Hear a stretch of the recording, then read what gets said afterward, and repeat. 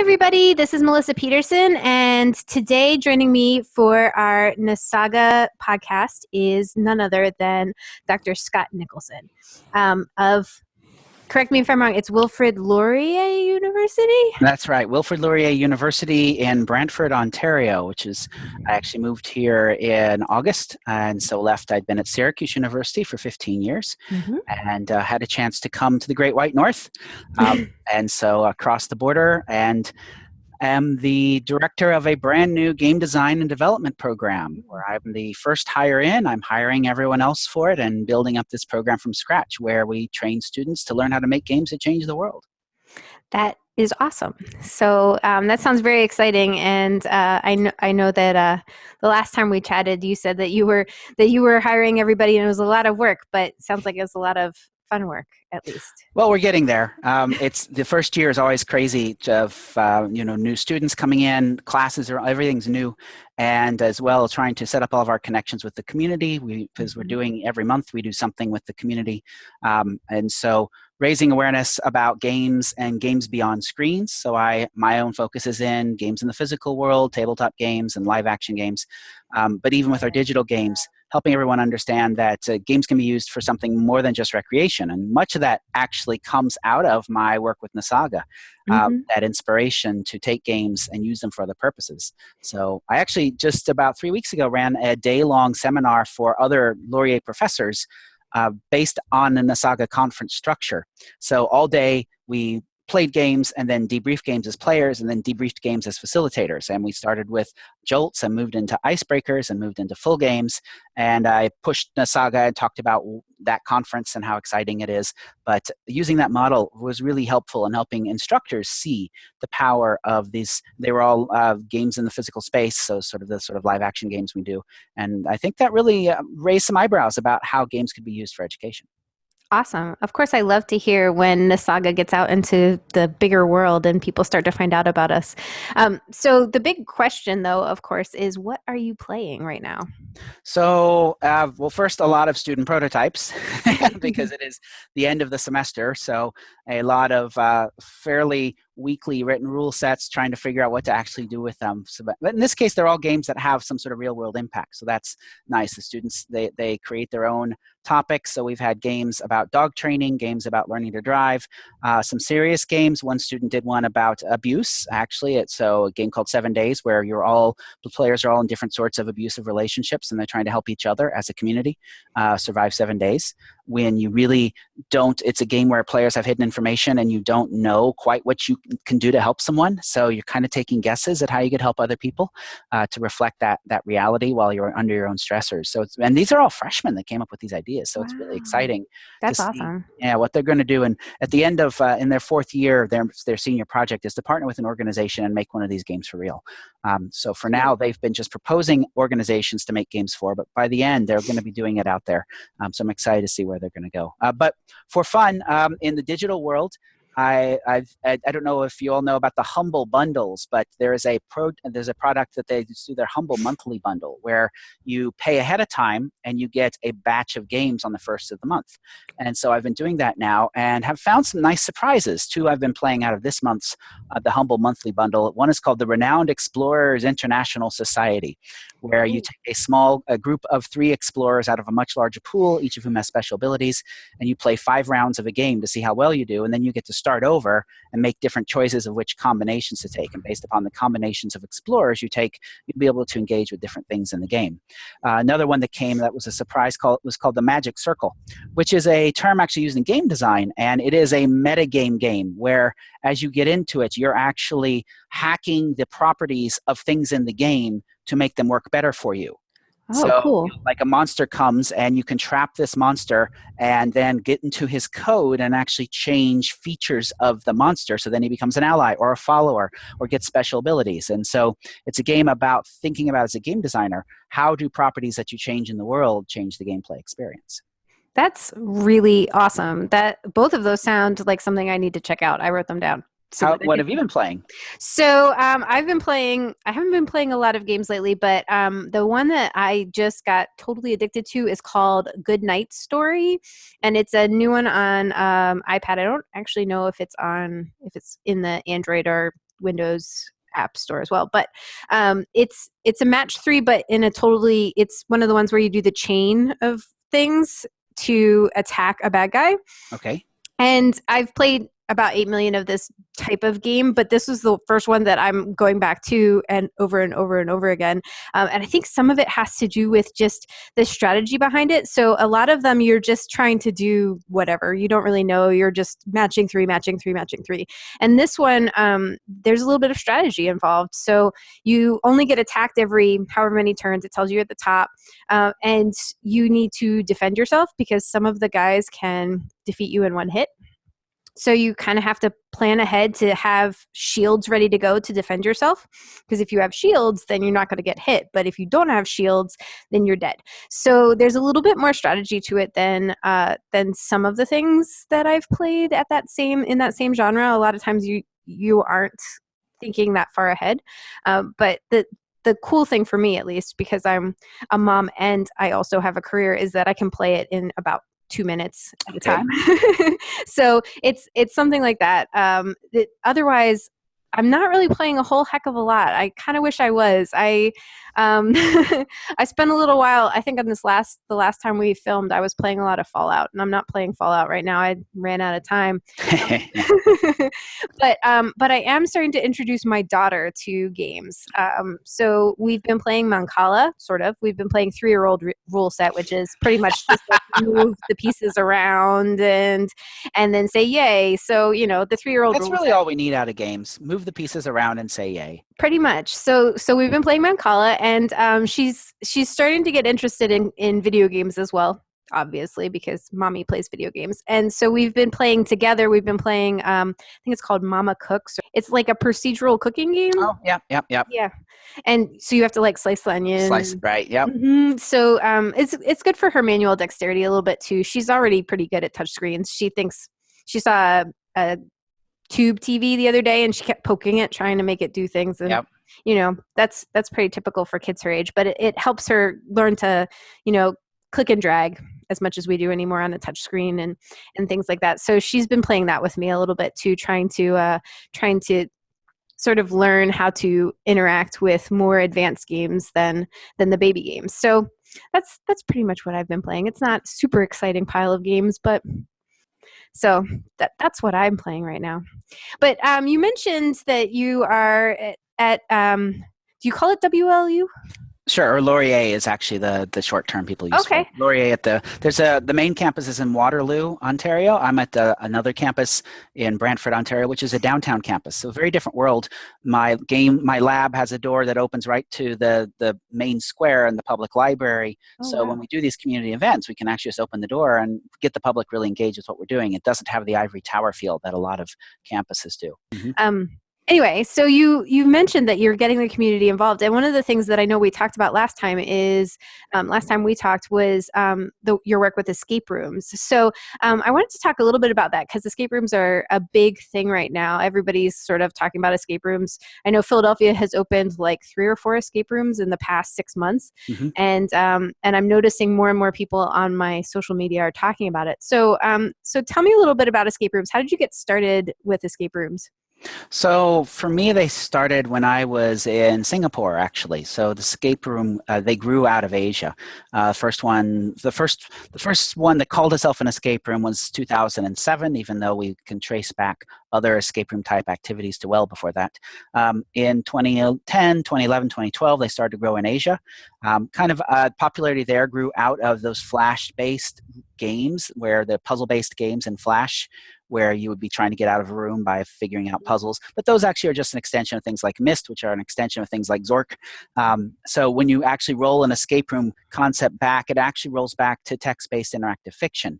You're in a space, you're finding hidden objects, you're putting those together in interesting ways to solve puzzles and finish the challenge. And that challenge can be getting out of a room or it can be something else. So when I was in Singapore in 2014, I noted in the shopping malls over there, of which there are many, every shopping mall had an escape room facility. with 3 to 7 different rooms per facility. And these in Singapore, you've got these series of shopping malls on one street, one right after the other, and every one of them had one of these escape room facilities. Oh, wow. I thought that was quite interesting. I played a room while I was there, and what it struck me, so I've had a long history of being involved in live action role playing. So my first published game was actually Cthulhu Live, which was a live action version of Call of Cthulhu, a horror-based role-playing game. And in playing this game, I thought, well, this is exactly what we've done in live action role-playing for decades. That's just now becoming commercialized, and it doesn't have as much of the role-playing element. So I started to do some research on it, and so 2010 to 2012 was where it grew up in Asia, then started growing in Europe, through the next few years. The first one hit landfall in Toronto at the end of 2013. So Toronto was actually where they started in North America. Toronto now has about 75 escape room facilities in Ontario, or escape rooms in Ontario, about 75 of them. They've exploded in North America just over the last year. But now where I am in Brantford, it's actually about an hour from Toronto. So it's been very handy for my research being close to the hub in North America. In fact, I ran the first Escape Room Unconference last year in Toronto. So we brought together a lot of people to talk about them. So what got me intrigued is because I've always looked at live action games and games in this physical space. When I first saw them, I thought these are really a great connection for learning. These are a great tool to use in some sort of educational environment. Specifically, I was thinking of libraries and museums, and there's been a little bit of that going on. I've done one in a military fort in the US, Fort Stanwix, where the players were British spies trying to sneak into the fort to find a way to sabotage it. It was actually based off of real stories of sabotage, a real history of saboteurs, and all of the puzzles were based off of cryptography from the time. All the challenges I built out of wood, it was all fit within the fort space. And so that was because that was one of my goals, since this was a national park, a U.S. national park. I said, for this to work for us, it has to be authentic. It has to, you can't come in and drop a digital clock and use Sudoku and things like that. So that was some of the challenges I took on to make that room. And that was my first tie-in. And so what I've been doing now is trying to open the door a little more to help people understand how it can be used. But in the recreational side, as you mentioned, they're growing across the U.S. quite rapidly. What I did in 2014, 2015 is I did a survey of 175 escape room facilities from around the world, and published a white paper, about a 30-page white paper, about what these rooms look like, what are the design commonalities, who plays them, where's market saturation. So in that study, we found that rooms in Asia felt that their markets were oversaturated. Rooms in Europe felt their markets were about right, and in the North America, they felt there was a lot more opportunity. So that shows us where that pattern is. If I did that again today, I think we'd see that shift. I think we'd see more oversaturation in Europe, and North America hitting that point of saturation. But we're still, I think it's just like many other forms of group-based physical entertainment, miniature golf, laser tag, paintball. It's going to do that same structure where you see a lot of growth, a lot of interest in it, and then it's going to trickle down, and so most communities will end up having 1 or 2 escape rooms. What's interesting now is in North America, we're getting a lot of interest from the haunt industry into escape rooms, because organizations running haunted houses during the fall realize they need something else to do, and escape rooms provide an opportunity of some activity they can do using their space that becomes year-round. They're also very good at telling physical stories, creating sets, creating immersive experiences. So we're seeing the haunt cons in the US begin to have escape room sub sessions, and a lot more engagement between the haunted house industry and the escape room industry. So it's interesting to watch these different spaces and different sorts of rooms come up, where they're going to be more puzzle focused, more theme focused, more story focused, and different rooms out there are going to lead people down different paths. That's awesome to hear. I'm actually working on something. You mentioned museums. I'm actually, this will tell you how saturated the market is. There's a summer camp that I help out with curriculum development every year. And this year, the summer camp is having an escape room week for the kids. And they called me in to design the end of it. So like the actual escape room, they're going to learn all sorts of cryptography and things like that. And then at the end of the week, I get to test them on it in an escape the theater sort of thing. But it's a little bit different, I think, trying to design one for children than adults. But at the same time, it's that tells you what the saturation is, because if summer camps are starting to offer it as an option, then clearly it's become part of our vernacular. Right, and the one I made for the museum was designed for families. So Awesome. when you design one, and there are some escape rooms out there that are designed for families to play together. And when you design something like that, you need to make sure to have challenges that will meet your different age groups. So, Hmm. for example, in the one I designed for kids, that I wanted to make sure kids had something to do. Part of that was quite a bit of searching for large, chunky wooden pieces. But every few minutes, a guard would come by, and when the guard would come by, everyone had to hide. And so it created a physical activity that the kids really enjoyed. And so the guard would come by, everyone would hide and wait for the guard. So that got the families together. And what happens is when they did that, they then saw more of the room and would always, after they hid for a few minutes, they would come out and they would find stuff they hadn't found before because they were forced to physically move their point of view. Kids are great searchers in rooms. That's what they do the best because adults look in typical places at adult eye level, and kids are much better at looking under things and continuing to search when adults would give up. So I find in rooms, kids are great as in that searching role. That is an awesome point. And actually, I don't know if you are familiar with Minda Baroon's work in museums. She talks a lot about having working with families and having multiple points of entry for families because of those things. Like you said, kids are big searchers. One thing I noticed when I was working at the zoo. We had an overhead walk for the big cats, and the kids would see the big cats and the parents would just walk right underneath, like tiger right there, and they wouldn't even notice because they're not searchers. They're focused on the path ahead rather than focused on seeing what's around them. So that's a very that's an interesting point that you bring up about designing for multiple age groups. I feel like most of the escape rooms, at least in Philadelphia, are focused on adults. That's typical, I would That is think. common, yeah. Mm-hmm. Sort of young adults, 20 to 25 is one of the more common age groups. One of the really great things that I found in my research and I'm encouraged by is that almost half of the companies that run escape rooms, almost half the employees are female. Oh, And that's which, awesome. yes, which makes this, and I see that there are many more owners and designers in escape rooms that are female than is represented normally in the game design community. And I think you see that in the players as well. You see an even demographic split, and I'm really encouraged by that the escape rooms have been open to getting different genders there, and it's not just this male-dominated community. And so I think that creates some great stories. It creates some great opportunities for people to share their own skills and different viewpoints. So I'm really encouraged to see that, and I hope that continues. I hope so too, because that is surprising to me, actually, that Mm-hmm.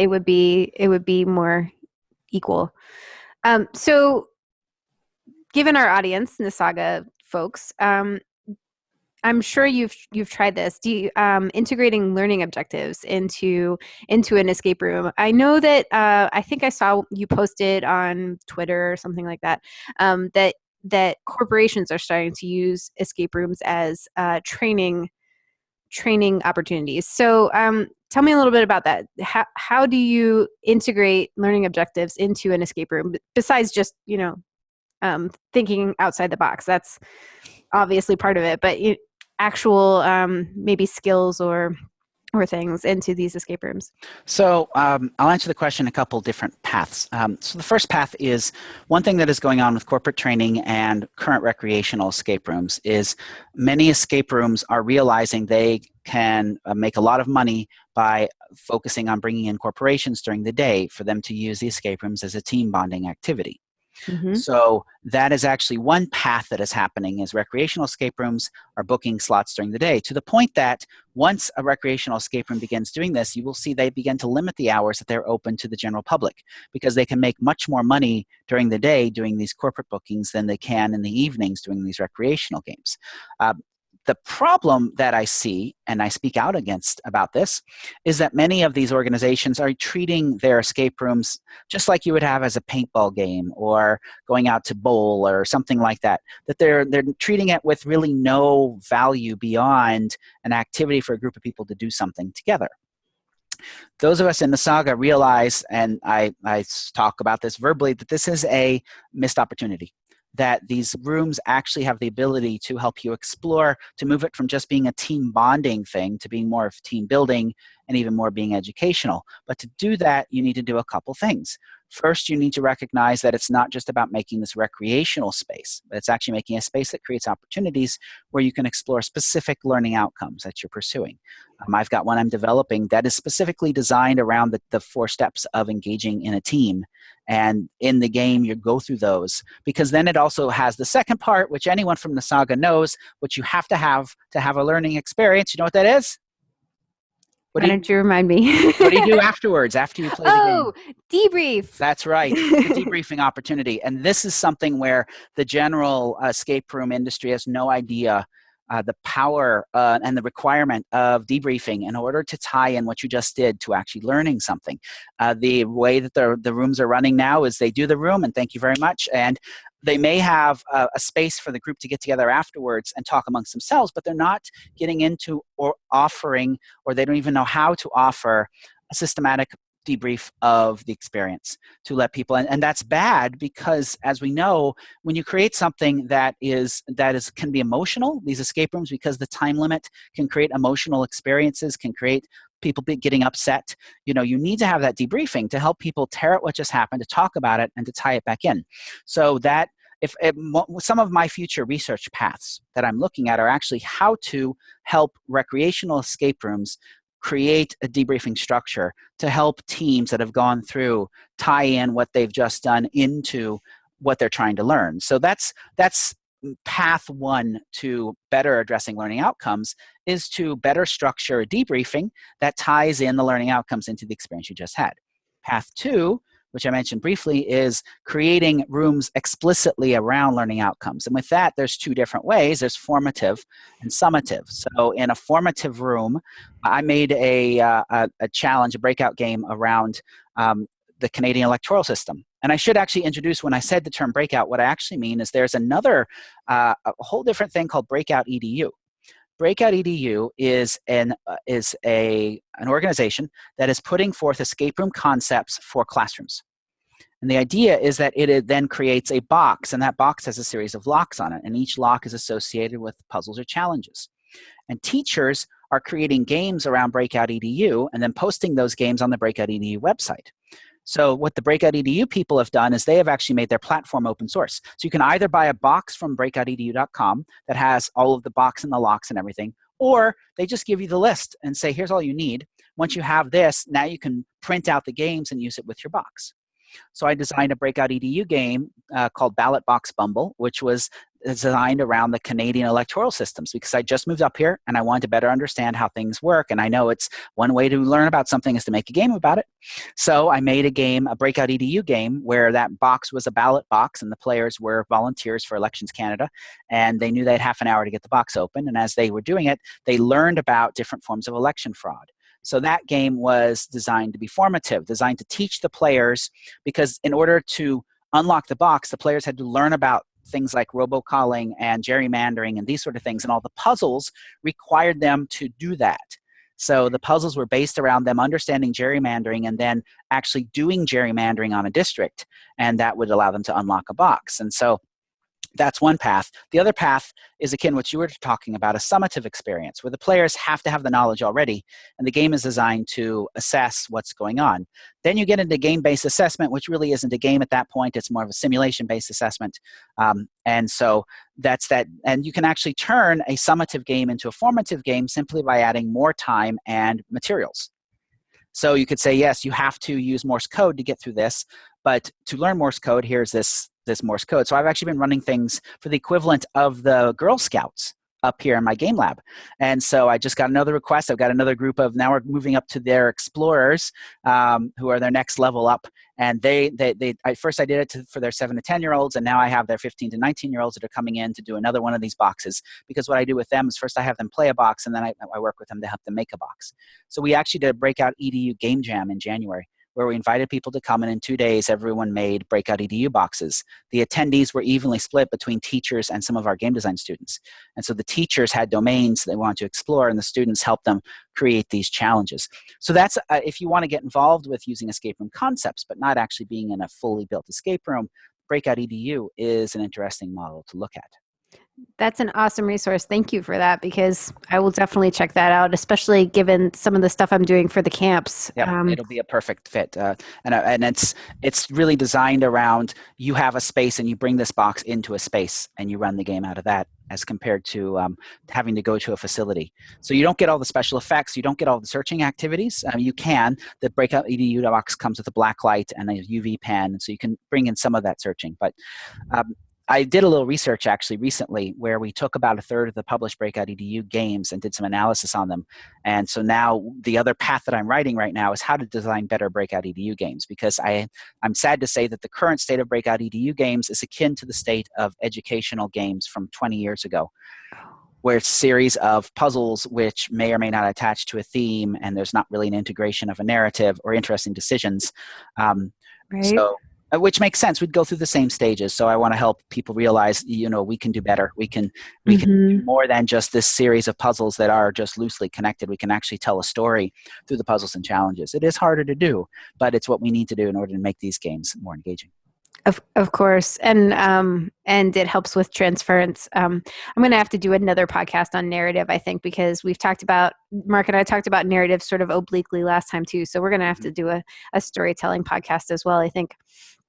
So actually, you said something a while back about corporations going to these escape rooms, and I actually have a question sort of related to that, which is, I know for me at least, I haven't done any of the escape rooms in Philadelphia because I don't have a big enough group to like book the escape room for just my group, and I know that, like you said, sometimes these things can get emotional, and sometimes you're dealing with these problems and going through this experience, and it's an intense emotional experience. And I feel like there's probably some pushback from people, especially introvert type people, who don't want to be put in these situations with strangers or even maybe with their coworkers. So what's your take on that? I know you and I have talked about this in the past about getting people, about allowing people to engage with things in whatever way they feel comfortable. How do escape rooms even allow that, or is that something that's a little bit harder to do with an escape room? So in my study, what I found with this was that there were different patterns of how escape rooms are structured in different continents. The United States is actually the only place in the world where they put people with strangers. Oh, interesting. Yeah, if you go to the majority of rooms outside of the United States will not book you with people you don't know. And I think this has to do with people in the United States are, well, greedy. And now that I'm outside the US, I can say, looking in, that, it's this capitalist mindset of get the most money you can out of a booking by shoving every person you can to put it to the capacity. And the problem with that is that many of these rooms book more people into a room than there are actually things to do. They'll say the room is, 4 to 8 people, and they cram 8 people in there if they can, and there's simply not enough because they have to have a room that can be done by 4 if they say it's 4 to 8.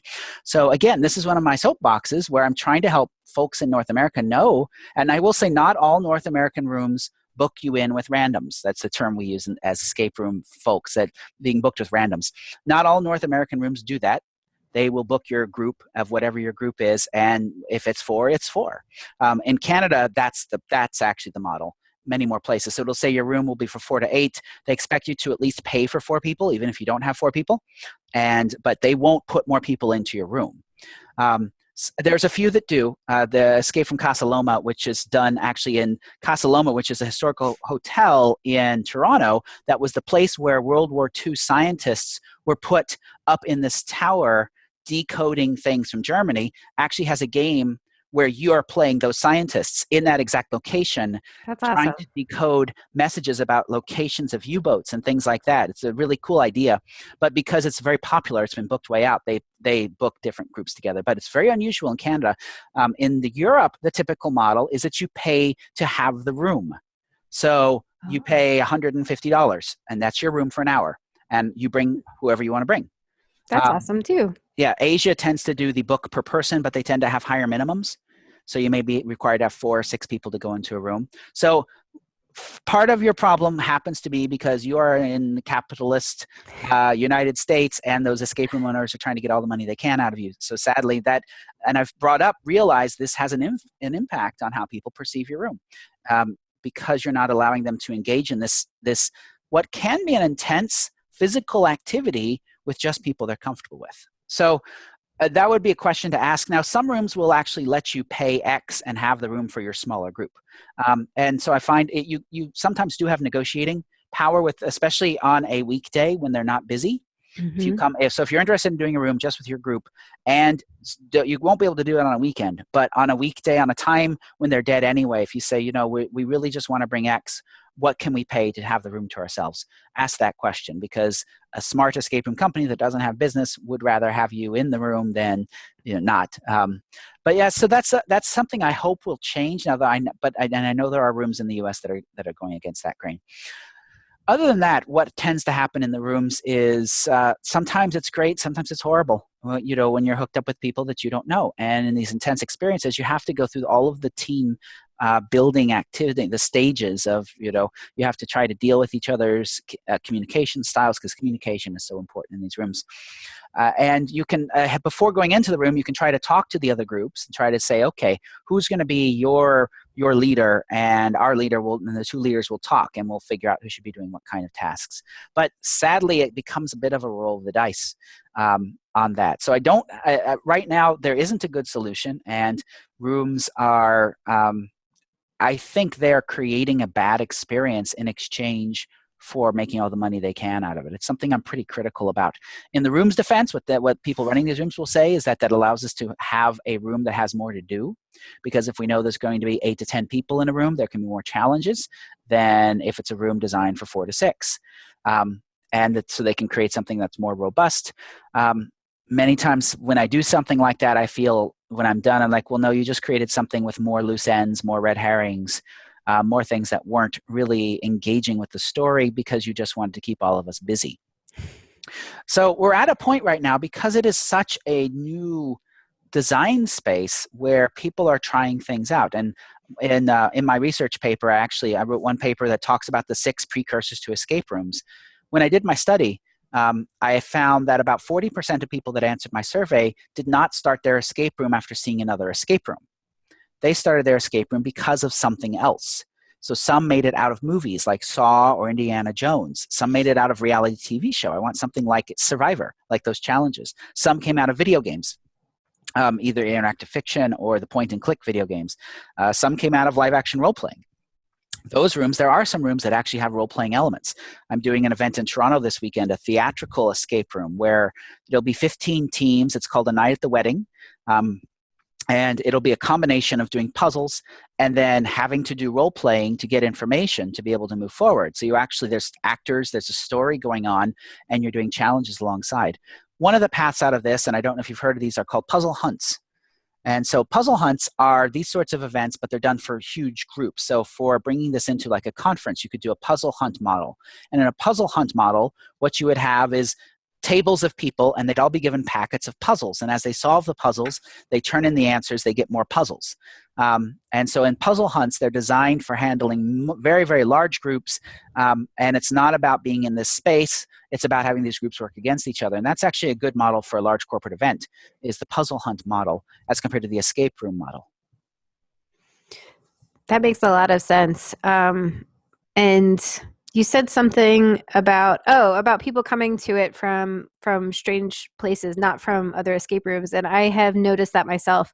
Most of the people I know who are interested in starting to design these things are either coming at it from a team building perspective. They're already in team building, and they're starting to realize the potential of these. They're seeing what people say about them, and they're realizing that that's an interesting space to be in. Or they're coming at it from, well, I work in museums with kids, so they're coming at it from a what can we do with these kids for a week kind of perspective, which I think makes lock them in a room. Yes, let's just put them in the theater and see what happens, kind of thing. So it's an interesting thing for me as well. I do just to revisit about being in the room with strangers. I have seen people who. I've seen, the end picture that everybody takes once you've escaped or not escaped, as the case may be. And it always seems like the groups that are homogeneous are they're so much happier, even if they had a terrible time and they all died. They're so much happier if you can see that there's like two groups and that it didn't work out because of group dynamics. And it's just a shame to add that extra level of group dynamics in if you don't have a group that works well together. Especially because, like you say, there's an emotional component. I guess the last thing, which you've kind of touched on a few times, is just what makes a good escape room. So, and how do you even start designing that? So just like with any game, a good game is the right match between the players and the game mechanisms and the context in which you're playing the game. Escape rooms are no different. So the challenge of saying what makes a good escape room is kind of like saying, well, what makes a good movie, what makes a good meal? Well, the first answer is it has to match the taste of the people that's playing it. And so that's actually something to think about when you're searching for an escape room to play, is to ask some questions about what you're getting ready to get into.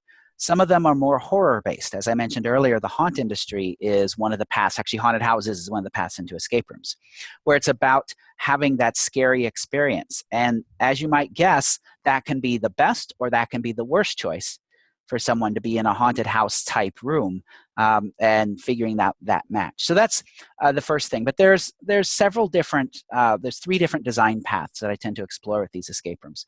So the first is when the escape room is puzzle-based. So some people come at them from the puzzle structure. So coming out of the puzzle hunt model, and it's about challenging puzzles. Some people, that's what they want. They're going to start with the puzzles, and then they're going to put a theme above the puzzles and sort of slap a structure around the puzzles, but it's about those puzzles. For some people, that's great. That's what they want. They want these hard puzzles. For other people, not so much. They're not interested in that. Another way to design these is to put a theme first. So I'd say thematic design is probably the most common, and that's where you say it is in a mad scientist's laboratory, it is in a theater, it is in a specific setting, and then you're going to create puzzles that make sense thematically. So if you were doing a game like a game like for my one that I did at Fort Stanwix, all the puzzles had to fit within a time frame and a space. So what made sense in that space? The third way to go about it is experience-based. What is the player experience you want people to go through? And then you choose a theme that has that experience tied into it, and then you choose puzzles that help convey that experience.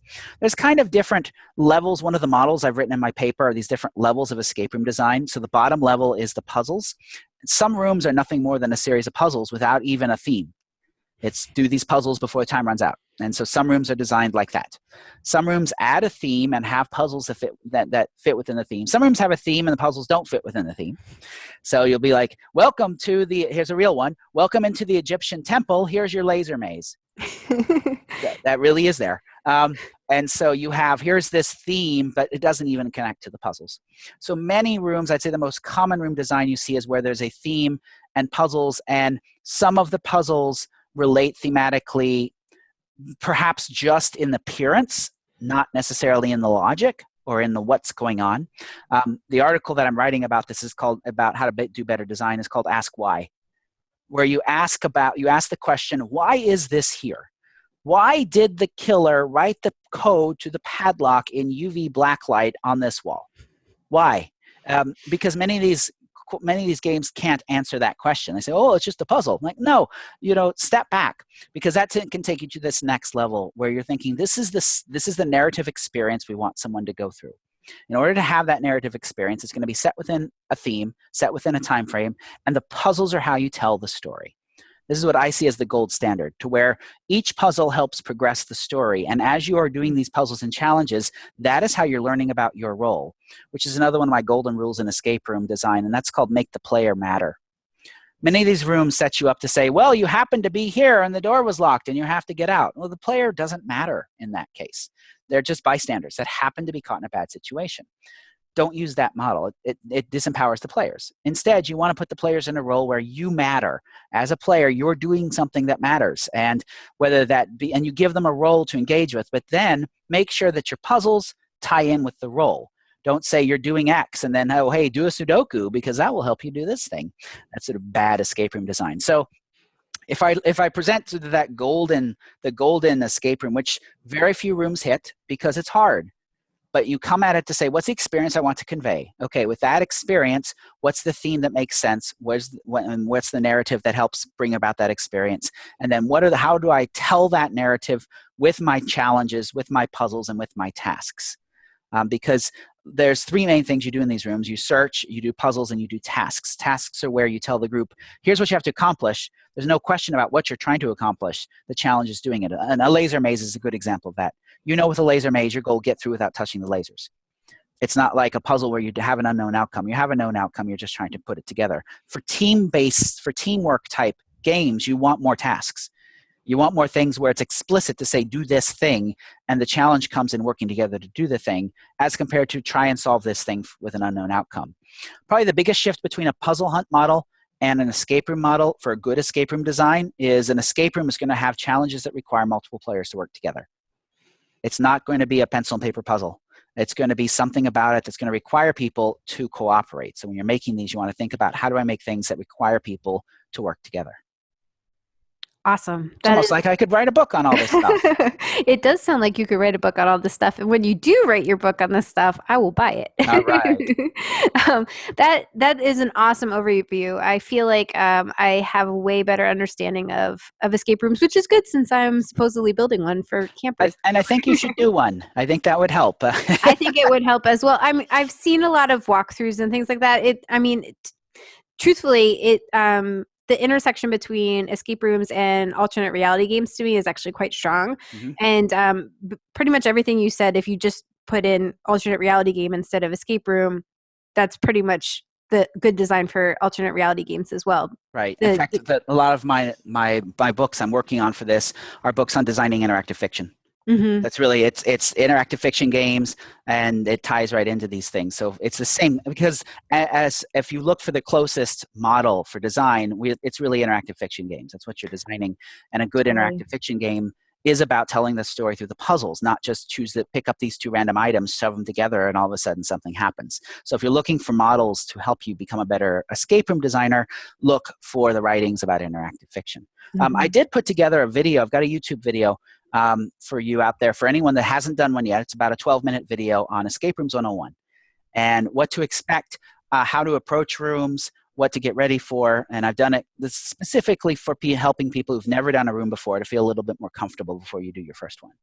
That's fantastic. I will put the link into this video so that other people can check it out as well, because I feel like that is a good place to start if you've never seen an escape room, or you're scratching your head right now going, why did they just talk about that for 40 minutes? Because I have no idea what it is. It'll be a good place for everyone to start. So I feel like we've covered a lot of really great topics, and I want to thank you for talking to me about escape rooms. I know that you've got a lot on your plate right now at Laurier, and and I'm grateful that you could take some time out of your day to talk to me about all the stuff that you're working on, and especially escape rooms, because they're very in vogue right now, I guess. Is there anything else you want to add? Anything else you wanted to talk about before we sign off? Well, if you're interested in exploring more with escape rooms, there's a great Facebook group that I started called Escape Room Enthusiasts. It's got thousands of people, and I am a benevolent dictator on the group, keeping out the spam and the junk mail and all that stuff. So it's a place to talk with other fans or learn about building strategies and things like that. I would say that would be the next best place if you want to continue to develop. I'd say do one. If you haven't done an escape room, try it out. Think about how you could bring it into your workplace, because there's some interesting connections here on what's going on with these live action games. And realize that many times these games beyond screens are quite powerful when you play with a group of people and you're engaged face to face and you're not all staring at the screen. I think that's one of the reasons why they are so popular. Yep, and of course, as part of NASAGA, anytime we can get people to play in the real world, we're going to encourage that. So at any rate, thank you so much for joining me.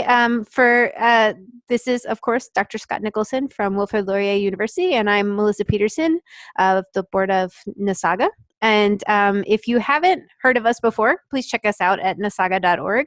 And our conference is in October in Bloomington, Indiana. And hopefully this podcast will get some people excited about coming to check us out. And I guess that's it. So thanks, everybody. All right. Bye-bye. Bye.